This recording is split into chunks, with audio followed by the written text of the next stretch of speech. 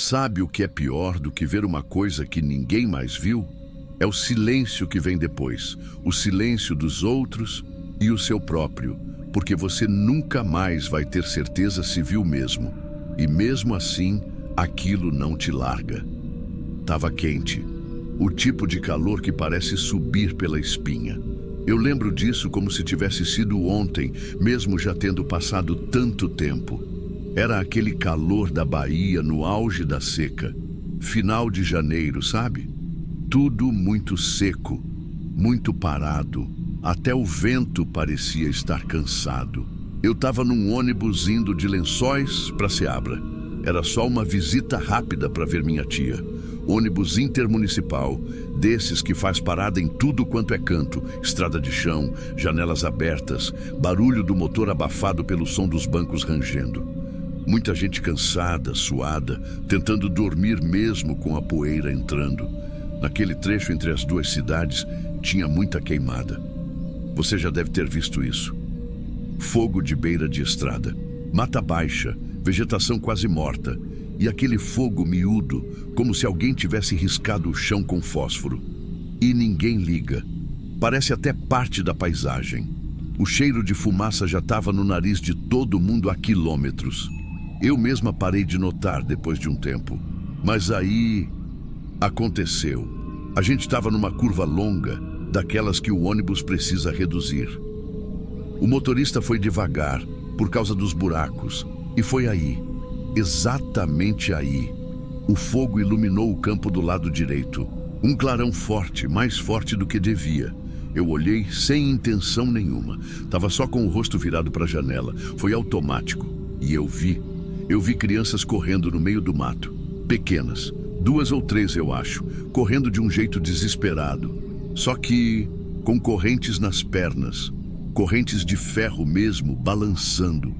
Uma delas caiu, levantou na pressa. E atrás delas, 2 homens, de chapéu, camisa escura, e cada um com uma arma longa, tipo espingarda. Eu congelei. Foram 3 segundos, 4 no máximo, mas eu vi. Eu juro por tudo que é mais sagrado, eu vi. Foi como se o fogo tivesse iluminado só para mim, porque o resto do ônibus estava quieto, ou cochilando, ou olhando para o outro lado. E eu ali, com o coração disparado, a boca seca, sem saber se gritava, se levantava, se fazia o quê. Eu virei para a mulher do banco da frente e perguntei: "Você viu isso? Pelo amor de Deus, você viu aquilo?" Ela me olhou meio assustada, fez uma cara de confusão, falou baixo: "O que, minha filha?" Falei: "Tinha criança ali, correndo, com corrente, e uns homens armados atrás." E ela respondeu com a voz mole: "Deve ser coisa da fumaça, já já a gente chega, calma." Aí foi como se o mundo inteiro tivesse decidido que eu exagerei, que era cansaço, que meu olho enganou. Teve um rapaz lá atrás que falou que talvez fosse alguma filmagem de documentário. Eu queria morrer. E o ônibus continuou, como se nada tivesse acontecido. Eu passei o resto da viagem sem conseguir respirar direito. Eu tentava achar explicação lógica. Eu tentava convencer a mim mesma de que não podia ser, mas eu sabia o que eu tinha visto. Não era alucinação, não era fumaça, não era sombra de árvore. Era real demais. Cheguei na casa da minha tia em Ceabra ainda com o rosto quente. Nem sei o que eu falei quando ela me recebeu. Passei a noite em claro, deitada na rede, ouvindo aquele zunido no ouvido, com a imagem da menina tropeçando no mato me voltando toda hora. Eu sabia que, se eu dormisse, ela ia aparecer de novo. No dia seguinte, tentei ligar para a polícia rodoviária. Me perguntaram o quilômetro, a hora exata, se eu tinha a placa de algum veículo envolvido. Eu disse que era uma estrada de terra, que foi por volta das 4 da tarde, que não tinha carro nenhum ali, além do ônibus. A moça do outro lado respirou fundo e disse: "Vamos encaminhar, senhora. Obrigada." Mas no fundo, eu sabia que aquilo ia virar nada. E virou. Porque a vida segue. As pessoas esquecem. E ninguém me perguntou mais sobre isso. Nem minha tia, nem o motorista, nem ninguém. Mas eu não esqueci. Não dava para esquecer. Aquele tipo de coisa gruda em você, como cinza de queimado que entra na roupa e só sai com sabão forte. Eu passei dias revendo cada segundo na minha cabeça. Cheguei a voltar com o Google Maps naquela estrada, tentando achar a curva, tentando entender se era alguma propriedade, se eu podia denunciar para algum órgão, mas não tinha nada, nada visível, só mato e marcas de fogo. Até que, uma semana depois, minha tia ligou a televisão. Era o Jornal da Noite. Eu não estava nem prestando atenção direito. Estava mexendo no celular, só ouvindo ao fundo. E aí eu ouvi: Operação da Polícia Federal desmantela esquema de tráfico humano na Chapada Diamantina. Meu corpo gelou. Levantei o rosto devagar. A imagem mostrava uma estrada, uma curva e uma clareira no mato. Era aquela estrada, aquela curva. Eu reconheci na hora. O repórter falava que o grupo usava fazendas desativadas para manter cativeiros de crianças e adolescentes, que muitos estavam desaparecidos havia meses, que 2 dos homens foram presos, mas os demais fugiram. E aí mostraram os resgatados, mostraram 2 rostos, e eu congelei. Eram elas. Uma das meninas tinha o rosto arranhado, o cabelo raspado na metade e um dos tornozelos enfaixado. Era a que caiu. A tela mudou, o jornal seguiu. Minha tia comentou alguma coisa do tipo: essas coisas estão em todo canto agora, mas eu nem ouvi mais nada. Fiquei com a imagem delas na cabeça, igualzinho quando eu vi na estrada. Elas estavam vivas. Elas escaparam, mas o ônibus nunca parou. Se era para alguém ver, então viu, mas ninguém freou. E aquilo me queima mais do que o fogo da beira da estrada. Eu passei dias pensando nisso, dias mesmo. Quer dizer, elas foram resgatadas, né? Foi bom. Eu devia estar aliviada, mas eu não estava, porque se ninguém mais tivesse visto, se aquele fogo não tivesse acendido justo naquela hora, elas podiam estar lá até hoje, ou mortas. E eu quase deixei passar. Eu não gritei, eu não parei o ônibus. Eu não fui até o motorista. Eu fiquei esperando que alguém me apoiasse, que alguém mais tivesse visto também, só para eu me sentir segura para agir. Mas ninguém viu. E eu, mesmo tendo visto, não fiz nada. É isso que me atormenta. Não é o que aconteceu, é o que não aconteceu. O ônibus seguiu. As pessoas esqueceram. Eu fiquei. A imagem da menina correndo com a corrente no tornozelo, isso não sai. Sabe quando você pisca e vê de novo? Eu lembro da perna dela dobrando, do jeito que o mato se abriu com o corpo dela passando. Eu lembro da mão dela tentando puxar outra criança. E lembro do olhar, mesmo de longe, mesmo em segundos. Era um olhar de quem estava fugindo para viver. E a estrada? A estrada foi cúmplice. A estrada continuou. E ninguém freou. Desde aquele dia, eu não consigo mais ver estrada de chão do mesmo jeito. Não consigo mais olhar queimada na beira do mato e pensar: é só fogo de seca. Não, eu penso: o que está escondido ali? O que o fogo está tentando mostrar que a gente não quer ver? E eu também mudei, não sei explicar. Antes, eu era o tipo de pessoa que sempre dizia: se fosse eu ali, eu faria alguma coisa. Hoje, eu sou a que ficou sentada, a que esperou os outros, a que se calou quando devia ter se levantado. Tem coisa que você vê e te faz questionar quem você realmente é. E às vezes, você não gosta da resposta. E quando eu conto isso para alguém, quando eu consigo contar, sempre vem aquele comentário de consolo: mas você viu, e elas foram resgatadas, então deu certo. Mas deu certo mesmo? E se não fosse eu naquela janela? E se fosse outra pessoa, olhando para o celular com fone de ouvido? E se o fogo tivesse acendido 5 segundos depois? A chance de ninguém ver era enorme, enorme. E aí eu fico com essa dúvida roendo por dentro. Será que elas foram salvas porque eu vi? Ou apesar do fato de ninguém ter feito nada? Sabe o que é pior? É que eu comecei esse áudio achando que ia só contar um caso. Um desses para alertar, para fazer pensar. Mas agora que estou falando, Parece que eu tô confessando um crime, porque no fundo, a única coisa que eu queria era que alguém tivesse parado aquele ônibus. Só isso. Só parar. Fazer alguma coisa. Mas não. O mundo seguiu. O motorista seguiu. O ônibus seguiu. E a vida dessas meninas podia ter terminado ali mesmo, no escuro, na curva, na poeira. Só que elas correram como se soubessem que era a última chance. E eu tava lá. E eu vi, pausa longa. Sabe, eu rezo para que algum dia elas consigam esquecer, que cresçam, que tenham uma vida longe daquilo, que nem se lembrem mais da estrada, do fogo, da corrente. Mas eu sei que isso é ilusão. Tem coisa que queima por dentro. E o que eu vi, o que ninguém mais viu, vai arder em mim pro resto da vida. Porque não importa o quanto tempo passe, não importa o que digam, eu sei o que eu vi e sei o que não fiz. Se essa história te fez pensar 2 vezes antes de olhar para a estrada, o próximo relato vai fazer você se perguntar quem realmente está assistindo quem, quando você pensa que está só viajando.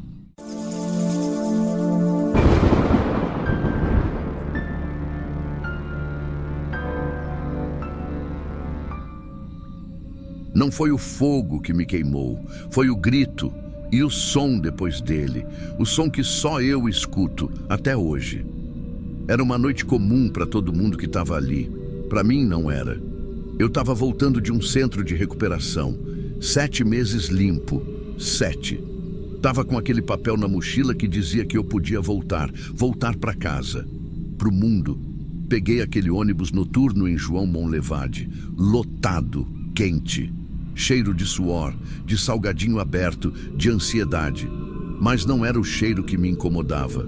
Era o barulho. Gente falando alto, motorista reclamando, uma senhora com o terço na mão e um homem na frente, sentado na poltrona 3. Não sei o nome dele, mas sei que ele já chegou gritando com o motorista, falando que ninguém ouvia ele, que ele ia resolver.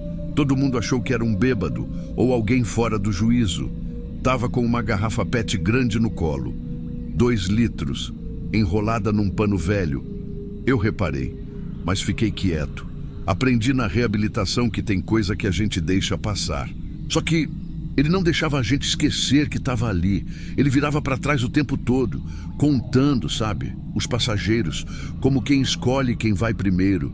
Ele falava sozinho. Falava olhando para o vidro e dava uns sorrisos curtos, quase de raiva contida. Eu olhava aquilo e pensava, se fosse eu, ninguém deixava subir. Mas ninguém disse nada. Nem o motorista que só queria chegar em BH logo. Nem a mulher do meu lado que puxou a máscara para o queixo e dormiu. Nem os adolescentes que começaram a gravar.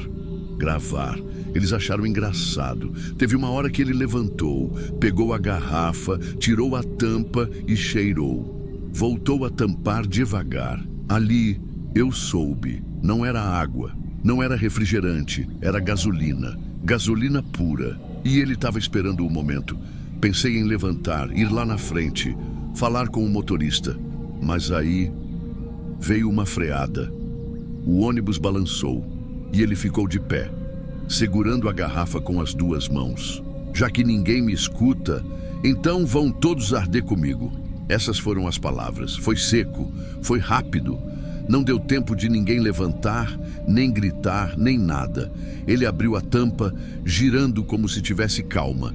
Começou a jogar o líquido no corredor, como se regasse uma planta. Primeiro gritos, depois pânico. A senhora do terço caiu no chão tentando correr. O motorista travou. Os adolescentes pararam de filmar. E aí, ele acendeu o fósforo. Não isqueiro, fósforo. Aquele estalo seco. Um só.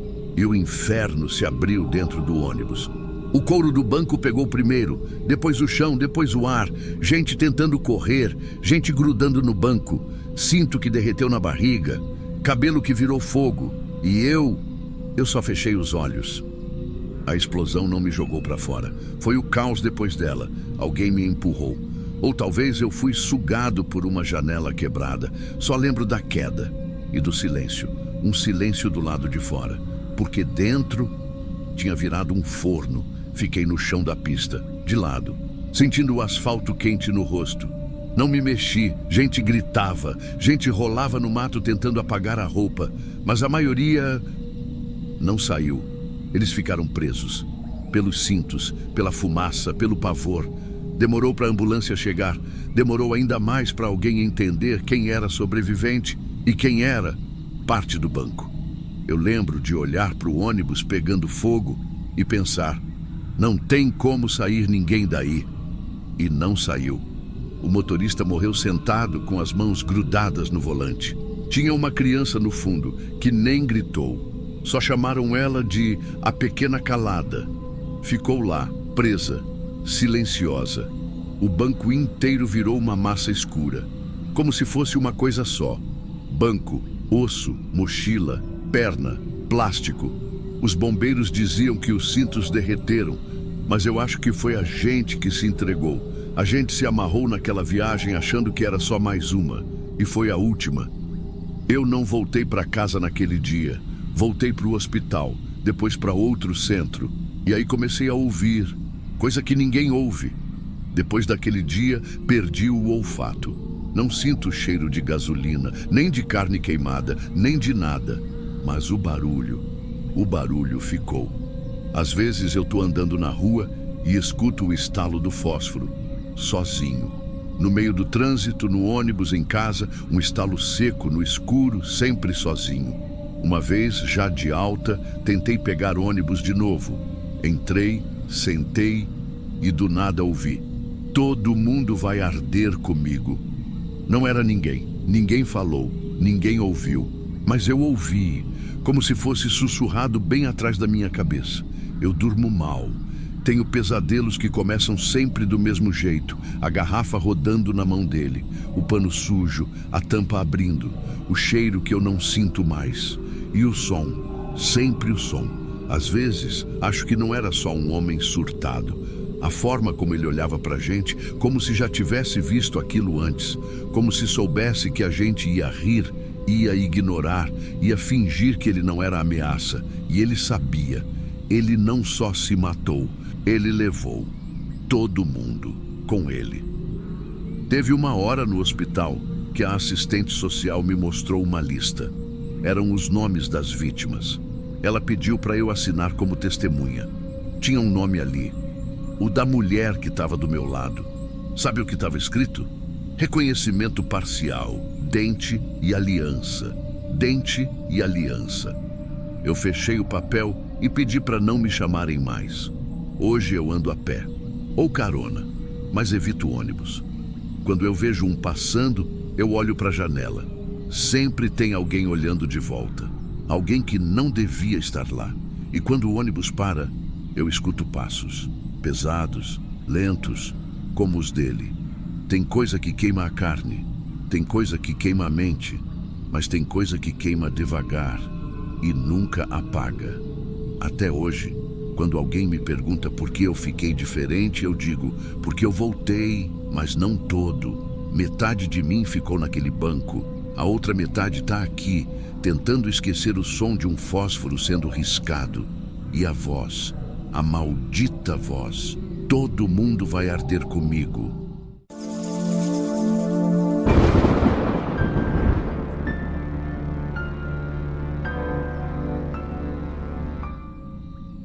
Foi numa daquelas viagens longas de estrada reta, seca e com cheiro de pneu fervendo no asfalto. Eu dirigia o ônibus da linha Floriano Crato. Viagem de costume, sem muito passageiro, calor para rachar os pensamentos e um silêncio que nem o rádio dava conta.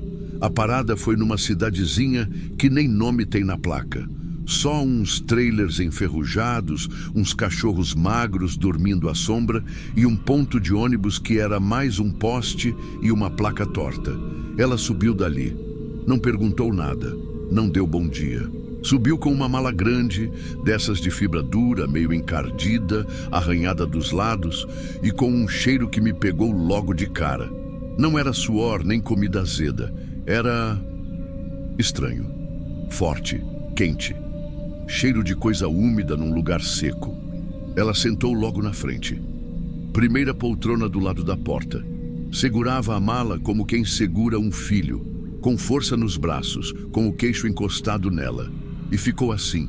Não olhou para os lados, não respondeu boa tarde do cobrador, não pediu ajuda. Só ficou. Eu olhei pelo retrovisor. Várias vezes. A gente que dirige há muito tempo sente quando alguma coisa está fora do lugar. E aquela mala tava. Pensei comigo que podia ser lixo ou até algum bicho morto que ela estava levando para enterrar num sítio, sei lá. O sertão tem de tudo, né? Mas o jeito como ela estava, aquilo incomodava mais que o cheiro. Seguimos viagem. No meio do caminho, a estrada começou a tremer mais que o normal. Buraco fundo, calor subindo do chão. O ônibus chacoalhava e os passageiros nem falavam mais, só suavam. Tinha uma mulher abanando o rosto com uma revista e um senhor que roncava de leve na última fileira. Foi aí que aconteceu. Num desses solavancos, a mala dela escorregou. Caiu meio de lado. Não chegou a abrir, mas fez barulho. E não foi só o barulho da queda. O rapaz sentado na poltrona do outro lado, na frente, instintivamente se levantou para ajudar. Pegou na alça da mala e empurrou de volta no pé dela. Na mesma hora ele parou, arregalou os olhos e disse bem baixo, olhando para mim. Eu ouvi um choro. Todo mundo ouviu, só que ninguém falou nada, porque a mulher se levantou num pulo, agarrou a mala com as duas mãos e gritou: "Ninguém toca! É minha!" A voz dela cortou o ar do ônibus, seco, reto, e ficou ecoando depois que ela sentou de novo. O rapaz ficou branco, sentou de novo, devagar. A mulher abraçou a mala e ninguém mais mexeu um músculo. Eu fiquei olhando pelo espelho. O suor descia do meu pescoço para a gola da camisa. E juro por Deus, eu pensei em parar. Mas a PRF só ia ter posto depois de quase 60 quilômetros. Enquanto dirigia, fiquei remoendo aquele som. O rapaz não tinha mentido. Era um choro, pequeno, abafado, mas era. E aí comecei a notar que a mala tremia. Bem de leve, mas tremia. Não era tremor de ônibus, era coisa viva ali dentro. Eu não sou de agir por impulso. Já vi de tudo na estrada. Gente carregando animal ilegal, traficante disfarçado, mulher com corpo no saco de linhagem. A gente aprende a não criar escândalo para não assustar os outros. Mas aquilo estava diferente. A mulher não soltava a mala nem para limpar o suor do rosto. Ela apertava como se tivesse medo de que a mala fugasse. Passei uns 15 quilômetros nessa dúvida. O rádio chiava, o motor esquentava e o ônibus virou um forno andando. Mas o que me queimava era a consciência. Até que vi a placa. 3 quilômetros até o posto da PRF. Fingi que o freio estava puxando. Encostei devagar, sem alarde. Desci. Falei com um policial que já me conhecia de outras passagens por ali. Disse só isso. Tem uma passageira com uma mala estranha. Tá fedendo. E tem coisa viva dentro. Ele não entendeu direito. Achou que era bicho. Mas topou revistar. Voltei para o ônibus e pedi que ela descesse com a bagagem. Ela disse que não ia sair dali. 2 policiais subiram. Pediram com calma. Ela chorou. Chorou de um jeito que dava até pena. Mas eu não cedi, nem eles. Pegaram a mala. Ela se jogou no chão, tentou segurar. Gritava como se estivessem arrancando um pedaço dela. Um dos passageiros começou a filmar com o celular. O outro desceu com medo. Abriram a mala ali mesmo, na beira da estrada, com o calor batendo na lataria. E o que tinha dentro era um bebê, nu, pequeno, encolhido. O cordão umbilical ainda estava preso nele, a barriga vermelha, os olhos fechados e a boca entreaberta, buscando ar que não tinha. Nem choro tinha mais, só aquele corpo mole, suando dentro de um pano grosso que estava encharcado. O policial ficou paralisado. O outro largou a mala e chamou no rádio. Eu não consegui olhar mais. Me encostei na porta do ônibus, de costas para o sol, com a mão na boca. Tinha vida ali, uma vida jogada dentro de uma mala. A mulher não falava mais, só tremia, sentada na beira do asfalto, segurando a cabeça com as duas mãos. Parecia em transe. O bebê foi levado correndo para a viatura. Estava respirando, mas fraco, muito fraco. Depois me contaram que ele foi direto para o hospital de emergência neonatal. Chegou por um triz. Se demorasse mais meia hora naquela estrada, morria. O ônibus ficou parado no posto por quase 2 horas. Passageiro reclamando, gente gravando vídeo, uma senhora rezando em voz alta, mas eu não escutava nada. Só pensava na mala, no choro abafado e no ninguém toca. 3 dias depois, recebi uma ligação da Polícia Civil. Disseram que a mulher estava envolvida num esquema, roubo de bebê, tráfico humano. Essas coisas que a gente ouve na TV e acha que é exagero. Mas era verdade. Ela era parte de uma quadrilha que convencia meninas grávidas a entregar os filhos logo depois do parto. Recebiam dinheiro ou eram ameaçadas. Os bebês iam dentro de bagagem, de carro, de ônibus, de caminhonete. O destino final era sempre o mesmo: venda. Esse que estava comigo ia para fora do país. Estava marcado para morrer no caminho, ser entregue como natimorto e depois sumir nos papéis. Mas ele chorou, baixinho, na hora errada, na mala errada, no ônibus errado. E porque um rapaz ouviu, porque eu não calei a pulga atrás da orelha, porque alguém parou, ele viveu. Dizem que o bebê foi adotado depois, de forma legal. Tá com uma família boa. Não tem como saber se vão contar a história dele um dia. Se ele vai saber que veio ao mundo dentro de uma mala suada, no calor do sertão, cercado de silêncio e perigo. Mas eu nunca esqueci. A gente que dirige estrada longa vê muita coisa, mas nunca vi nada parecido com aquilo. E até hoje, quando passo por aquele trecho, quente, reto, com mato seco de um lado e poste torto do outro, eu lembro do cheiro, do choro, da mala. E toda vez a mesma frase me volta, como se fosse minha, como se tivesse sido eu quem quase matou sem saber. Se eu não tivesse parado, era só mais um corpo miúdo sumido no meio do Brasil.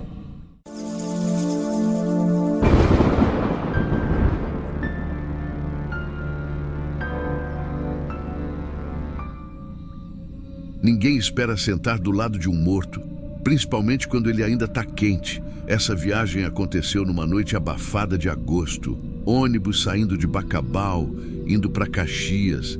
Eu estava voltando de um aniversário de família, cansada, querendo só encostar a cabeça e cochilar até o sol nascer. Sentei no fundo, do lado da janela. A poltrona do lado já estava ocupada por um homem, magro, roupa simples, cabeça baixa. Parecia que tinha dormido antes mesmo do ônibus sair. Não dei muita atenção. Só pensei, tomara que ele não ronque. O pessoal ainda estava entrando, botando mochila no bagageiro e ele nem se mexia. Já estava naquela posição de ombro caído, corpo para frente, como se tivesse desmaiado de sono. O ônibus saiu, devagarinho no começo. Depois pegou estrada, aquelas curvas que puxam a gente para o lado, e ele nada. Nem balançava o corpo direito, sabe? Parecia um boneco mole. Mas eu ainda achei normal. Tem gente que apaga mesmo. Só que, passou uma meia hora, comecei a sentir um cheiro estranho. Não era suor, suor a gente conhece.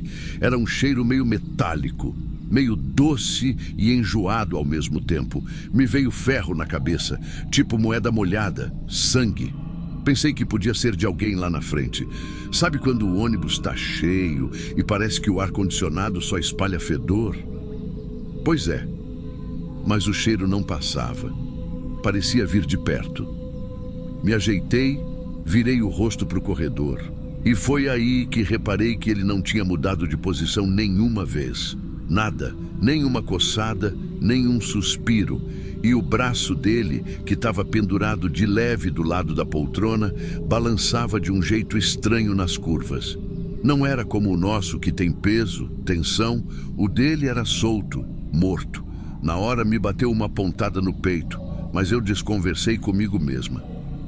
Tá dormindo pesado, só isso. Gente que trabalha no sol, dorme assim mesmo. O ônibus seguiu. Parava em alguns pontos. Subia e descia passageiro. Numa dessas, um cara tropeçou no braço dele. Disse um: "Eita, amigo, cuidado aí!" Mas o homem nem deu sinal de que tinha ouvido. O cara olhou torto, mas não falou mais nada. Eu já estava desconfortável. Peguei meu casaquinho e pus no colo, para tentar fazer uma barreira entre meu braço e o dele. Só que o cheiro já tinha piorado. Forte, não era mais suor. Era alguma coisa estragada, molhada. Aquilo grudava na garganta. Lá pela metade da viagem, o ônibus deu uma freada meio brusca. Um carro cortou a frente, eu acho. Todo mundo deu aquela balançada. E ele? Nada, nem caiu para o lado. Só a cabeça escorregou mais um pouco, como se o pescoço tivesse descolado. Eu senti um gelo nas costas. Comecei a observar sem disfarçar. Vi que a camisa dele, bem na altura do peito, estava escura. Escura de um jeito estranho, como se tivesse absorvido alguma coisa grossa. Era uma camiseta branca, mas parecia que alguém tinha derramado tinta escura ali e tinha secado no pano. Eu pensei em chamar o motorista. Pensei mesmo, mas o medo de pagar mico me travou. E se eu tivesse errada? E se ele só estivesse muito suado, doente, sei lá, vai que é alguma condição médica? Tentei me convencer disso, mas no fundo, algo em mim já sabia. A parada foi num posto pequeno, já perto de Caxias.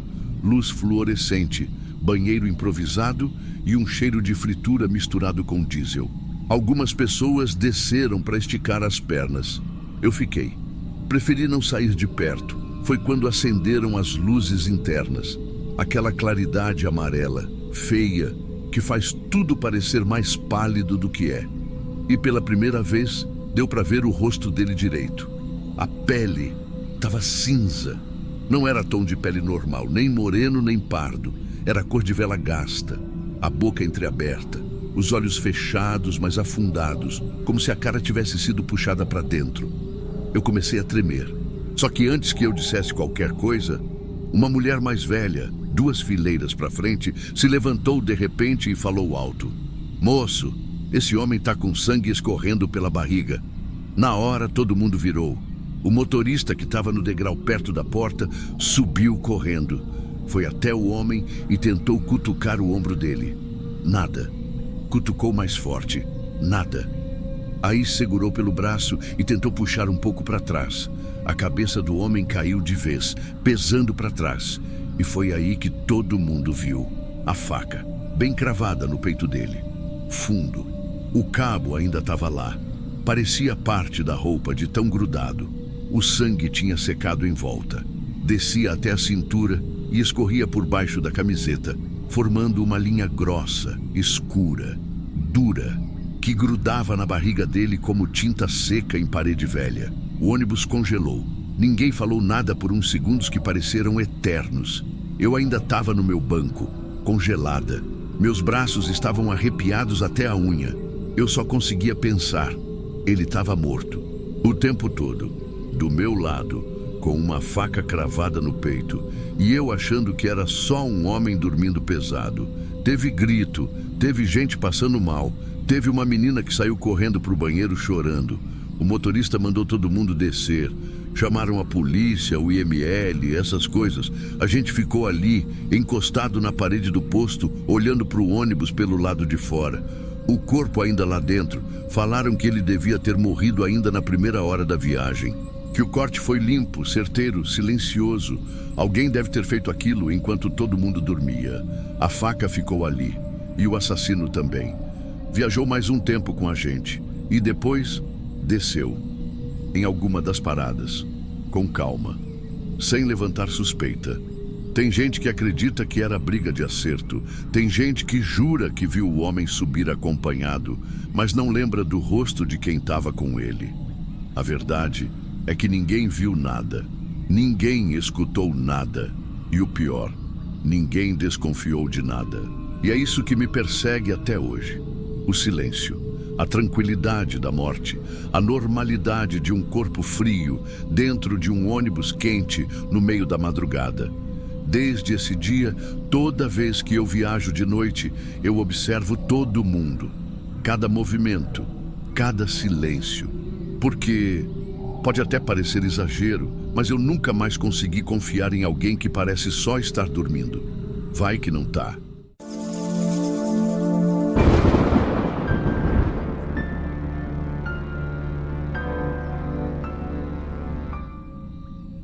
Eu só estava cobrindo o Silvio porque ele pegou dengue. Foi por isso que eu aceitei esse trecho que eu nunca tinha feito de madrugada. Mundo Novo até o Umuarama. Trecho longo, esquisito, cheio de curva fechada, estrada sem acostamento em várias partes. Mas aceitei. Era só uma noite, né? A escala era simples, poucos passageiros. Quase tudo compra online. Saímos de Mundo Novo com 7 pessoas, se não me falha a memória. Tudo certo, tudo calmo. A maior parte já estava dormindo antes de passar de Eldorado. Só que quando eu parei no ponto de um distrito que nem lembro o nome, ali, por volta das 11 da noite, um homem subiu, sozinho. Saiu do escuro. Nem lanterna, nem mochila. Só uma sacola plástica batendo na perna. Pagou a passagem em dinheiro bem trocado, tudo nota miúda. Eu lembro disso porque ele me entregou tudo dobrado, parecendo até que tinha suado o dinheiro. Não disse boa noite, não perguntou nada. Só entregou o valor, pegou o bilhete e sentou direto no banco 7. O ônibus ainda estava meio iluminado, então deu para ver o rosto dele bem de relance.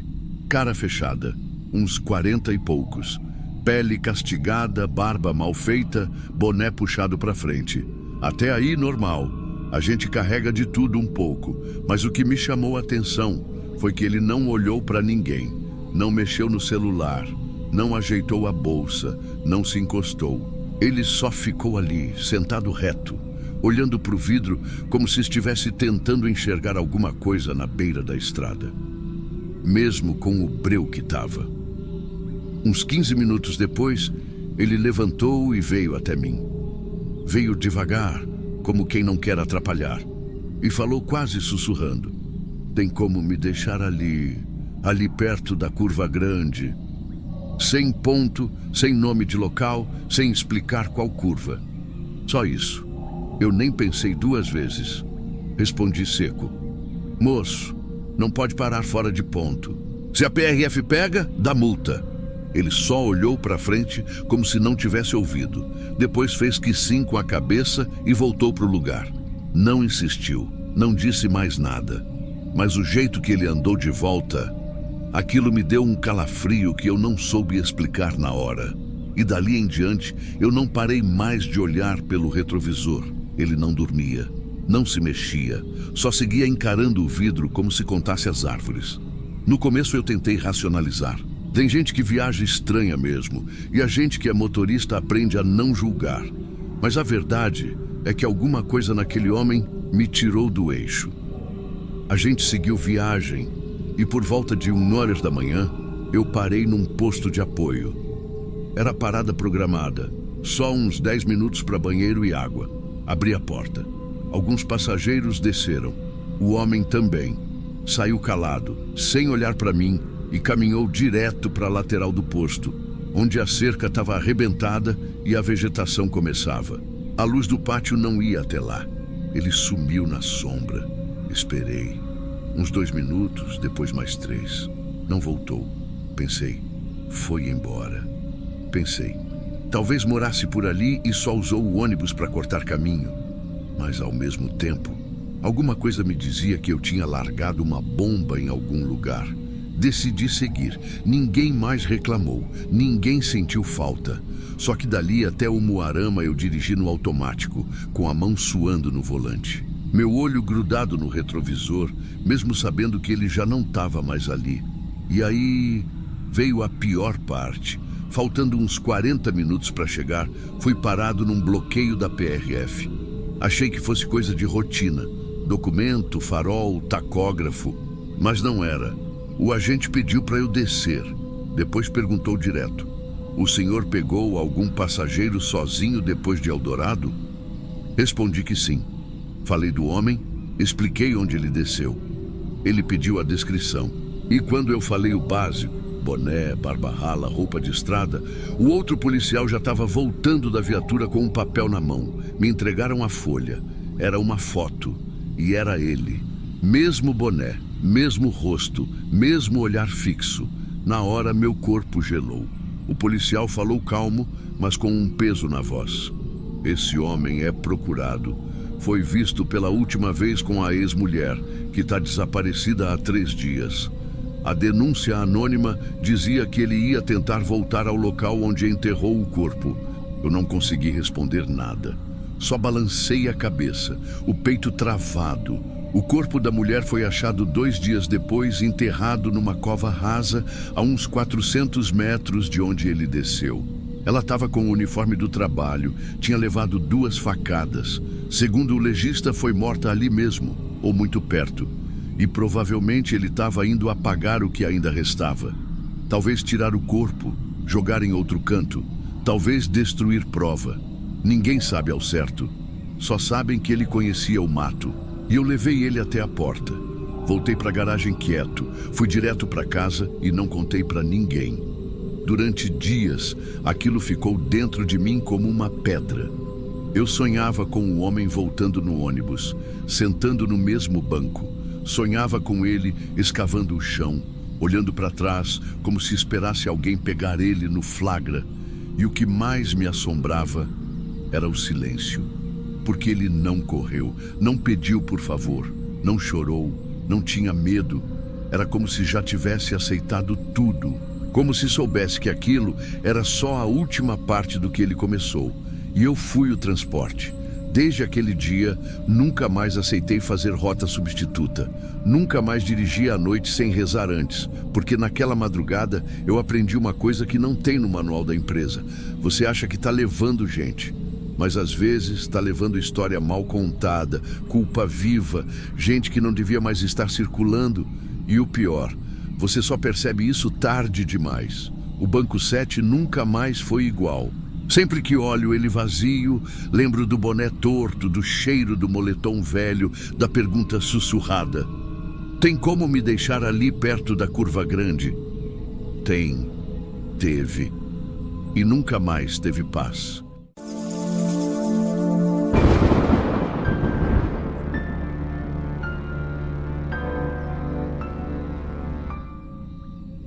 Era para ser só mais uma madrugada de asfalto e ronco de motor. BR-364, sentido Rondônia. Saí de Goiânia por volta das 5 da tarde. O trecho estava limpo, o tempo firme, o ônibus cheio até o último banco. Viagem longa, mas rotineira. Já fiz esse trajeto com um olho só e o outro fechado, de tanto que conheço. Naquela noite ninguém falava alto, a maioria dormia. Tinha um cheiro forte de bolacha doce misturado com desinfetante no ar. E eu ali, no meu posto, fazendo o que sempre fiz. Manter o bicho na linha, olho no retrovisor, ouvido no motor. Até que, mais ou menos umas 3 da manhã, eu vi os faróis. Era um carro, pequeno, prateado. Apareceu do nada no retrovisor central, piscando farol alto sem parar. Não era uma piscada normal, era desespero, tipo estrobo de festa. Iluminava o ônibus inteiro por dentro, cegava. Primeira coisa que me passou: ladrão, tentativa de assalto. Não tem outra. Na estrada, farol alto direto assim é código. Eu aprendi isso com quem sobreviveu e com quem não sobreviveu também. Eu não parei, pisei mais fundo, mantive firme. A gente aprende a não abrir margem para o azar. Não em estrada vazia, não de madrugada. O carro grudou atrás, colado mesmo, um espelho no outro, e seguia piscando. Farol alto, farol alto, farol alto. Tive que abaixar o espelhinho da frente, estava me dando dor de cabeça. Mas eu não deixei transparecer nada, não falei com ninguém. Não comentei, só apertei o volante. Uns 10 minutos depois, começou a movimentação dentro do ônibus. 1 ou 2 pessoas acordaram. Um rapaz veio perguntar se estava tudo certo. Eu disse que sim. Ele sentou de novo. A estrada ali é chão batido de noite. Não tem acostamento, não tem apoio. Só mato, morro e silêncio. Mesmo assim, o carro não desistia. E eu não parava. Foram uns 40 minutos com aquele carro pendurado no meu eixo traseiro. Dava até para ver o capô brilhar nos faróis traseiros do ônibus. Até que, num ponto antes da próxima cidade, vi a PRF parada num recuo. 2 agentes na pista. Colete refletivo. Um deles fez sinal de luz e braço aberto. Aí sim eu parei. Porque com polícia não tem jogo. Encosta e responde. Estacionei devagar. Abri a porta. O carro parou logo atrás. E foi ali que eu vi ela. A mulher saiu do carro cambaleando. Tava suja, roupa rasgada, sangue escorrendo pela cara. Me lembro de ter olhado para o rosto dela e ter sentido uma coisa ruim. Ela não parecia machucada por acidente. Parecia implorar por alguma coisa que ninguém entendia. Ela gritava. Dizia que viu uma mulher apanhando dentro do ônibus, no último banco, que estava sendo espancada, que o cara podia ter matado, que ninguém fez nada. Ela estava em pânico, apontava para o ônibus como se fosse um túmulo sobre rodas. E eu pensei que fosse louca. Droga, trauma, coisa de estrada. Polícia também achou estranho. Um deles me perguntou se eu tinha notado qualquer coisa dentro do ônibus. Eu respondi que não. Nenhum barulho, nenhuma briga, nada. Mesmo assim, eles entraram. Um ficou na porta. O outro foi olhando banco por banco, lanterninha de mão. Pessoal acordado já. Alguns perguntavam o que estava acontecendo. Clima estranho, gente tensa. O policial foi até o fundo, demorou uns segundos ali e depois abaixou. Quando ele levantou de novo, estava pálido. Disse alguma coisa no rádio, pediu apoio, mandou todo mundo ficar sentado. Aí eu soube, antes de ver, eu já soube que ela tinha razão. Debaixo do último banco, espremida entre a parede e a base de ferro, estava a moça. Não sei o nome dela, só lembro do que vi. O rosto dela estava destruído. Não sei te explicar de outro jeito. O olho inchado, a boca roxa, o nariz torto. Tinha sangue no cabelo, sangue na camiseta. E ela estava só de camiseta. A calcinha nem estava mais ali. Ela respirava, baixinho, rasgado, como se cada puxada de ar doía. O policial chamou a ambulância, fez sinal para ninguém encostar. O ônibus virou cena de crime. Passageiros chocados. Alguns começaram a chorar. Uma moça desceu passando mal. Teve gente que jurou que viu um homem sentado com ela mais cedo, mas não sabiam quem era. Outros disseram que viram a menina embarcando sozinha, perto da rodoviária de Jataí. Eu fiquei em pé na porta do ônibus, tentando lembrar do rosto dela, mas não consegui. A PRF pegou as imagens das câmeras da rodoviária. Descobriram que um homem embarcou no mesmo ponto que ela. Tinha aparência comum, camiseta branca, mochila pequena. Desceu no meio do caminho, numa daquelas paradas em posto 24 horas, que ninguém fiscaliza. Enquanto isso, a mulher que gritou, aquela do carro, estava sentada no chão, tremendo. Ela não conhecia a vítima. Não era parente, nem amiga, nem nada. Só tinha dirigido atrás do ônibus por uns 30 quilômetros. Viu o que ninguém viu. Ou pelo menos, se incomodou com o que ninguém quis perceber. Eu lembro de ter olhado para ela e ter sentido vergonha, porque ela gritou por uma que nem conhecia. E eu estava lá dentro, na direção, e não vi nada. Depois disso, a PRF pediu depoimento. Padrão. Eu falei o que sabia. O que achava que sabia. Falei que não ouvi grito, não ouvi pancada, não teve tumulto nenhum. E é verdade, mas também não é. Talvez eu tenha ouvido alguma coisa, algum barulho abafado, uma respiração mais forte lá no fundo. Mas a gente ouve coisa demais no asfalto e aprende a filtrar. Dessa vez, filtrei o que não devia. A menina foi levada para o hospital em coma. Falaram que teve fratura no crânio, hemorragia, mas sobreviveu. Nunca mais soube dela, nem do agressor. Só sei que ele sumiu na estrada, sem rosto, sem nome. com a certeza de que ninguém tentou impedi-lo. E é isso, é só isso, mas pesa. Tem noite que eu durmo. Tem outras que eu sonho que a estrada tá escura demais e que um carro me segue, farol alto, sem parar. Aí eu acordo e lembro que aquilo tudo aconteceu mesmo. Não é sonho, nem delírio. A mulher, a que tentou avisar. Às vezes eu vejo o rosto dela, não da moça que apanhou, dela. Sangue na testa, cabelo grudado na bochecha, boca aberta, o braço esticado na minha direção, pedindo para eu parar. E eu pisei mais fundo. Aqui não é só um canal, é um lugar para quem carrega histórias que ninguém acreditaria. Se isso faz sentido para você, se inscreve. Você encontrou o seu lugar.